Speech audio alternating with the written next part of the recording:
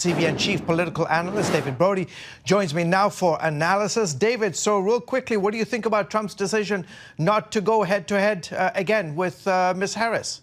He's going to get hit a lot, George, for, the old coward, chicken. He's going to get all of those taunts. The way he'll look at it is, look, he's already done 2 debates, one with Harris, but one with Trump. That's 2 presidential debates. He'll also say, ABC News, give me a break. Why would he put himself in that environment, he'll say, for another 3-on-1? If you notice in the statement that he put out, he talked about how she ducked the Fox News debate. She was a no-show, is what he said.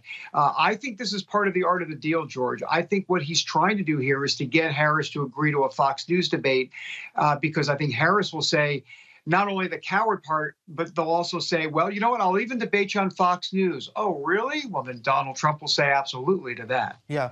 David, a new poll out this week showed a vast majority, 90% of likely voters said they pretty much know all they need to know about Donald Trump. He is a known commodity. Can they say the same about Vice President Kamala Harris after Tuesday night's debate? No, they can't still. I mean, there's a good, what you say 90%. There's even polls that show about, if you look at it conversely, 15 to maybe even 18% of folks out there don't have a firm opinion on her either way. She did very well in that first debate. Okay, there were a lot of lies according to the Trump campaign, and there were a lot of questions that she didn't answer, which are true. But she was able to kind of look presidential, if you will, and she didn't make any word salad mistakes, any viral clips, so that's good. The question then, George, going forward is, will she give some meat on the bone, some policy, economic-wise and immigration-wise? That has yet to be done by her campaign and herself. Yeah, and to that point, a New York Times story, I know you saw this from yesterday, is getting a lot of attention. The article entitled, "Pundits Said Harris Won the Debate, Undecided Voters Weren't So Sure." The newspaper going on to make the argument that voters want to hear more substance from the vice president. Polling, as you know, David, continues to show voters really don't know what her policy proposals are. Do you think she can overcome this hurdle with just weeks left before Election Day? I think this is her biggest hurdle, and I think it's going to be very hard, George. I think to a degree the cake may be baked. The economy and immigration, number 1, 2, and she's given no concrete, substantial, detailed policy proposals on either one.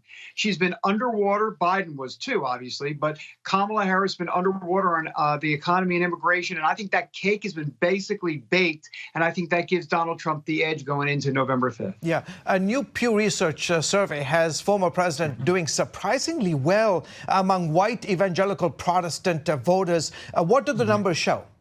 82%, George, for white evangelical Protestant voters. That's Donald Trump's support. If he gets to 80%, he'll win the election. That's what happened in 2016. He got 80% support and he won. He's at 82%. And sources telling me tonight within the evangelical get out the vote world, if you want to call them sources like that, they say that number, 82%, actually probably will go higher come Election Day because all the get out the vote effort and the research getting into the hands of evangelical voters, once they get even more a better sense of what Kamala Harris is about and what Donald Trump's about, that 82% could be 83, 84%. Yeah, and it's also very surprising that his on and off, position on abortion doesn't seem to be hurting him at all in this Pew Research poll. David, we'll have to leave it there, sir. Thank you so much, as always, for your